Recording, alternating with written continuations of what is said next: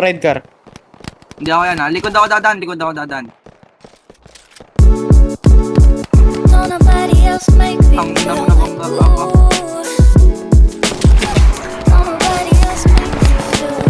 Balik ka na sa base. Ikaw na lang mag-isa dyan ha. Aray po. Ay, putang ina mo. Naglalag ako.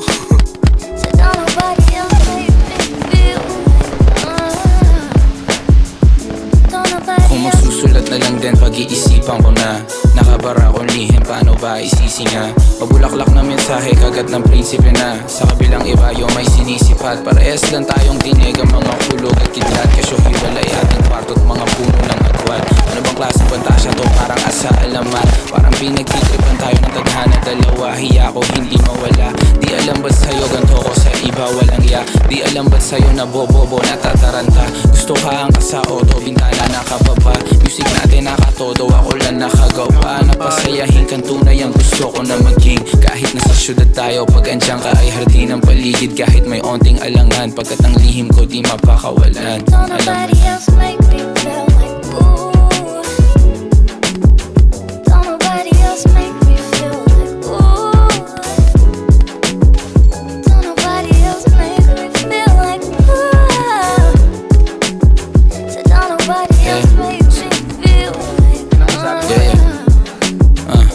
sarap mo pagmasdan sana kaso ang lakas mo makiramdam. At least alam kong alam mo kahit walang balitang umaabot sa'yo na ikaw ang laman at tumatakbo sa isip ko. Paano ba pag-ibig mo? Susubok sana kaso ayaw kita na nabibigot. Hawa ko pagbaliktad ang ngiti at pangit ang gising mo. Pakiramdaman natin malakas di matangke. Posible ang imposible pag tayo nagtabi. Sa dila may isang hati na lusaw o ang sarili ng tinig. Sa'kin tanim malaya ka makidilig. At ang yakap ko'y bukas para sa'yo. Kahit parang may kuryente pag ang balat natin ay nagtatagpo. Kahit asa lang sa swerte at kapalarang galaw ko. Kasi ayoko to masayang kung ganto lang ay ganto na lang. Kesa naman meron pa akong sabit na masambit.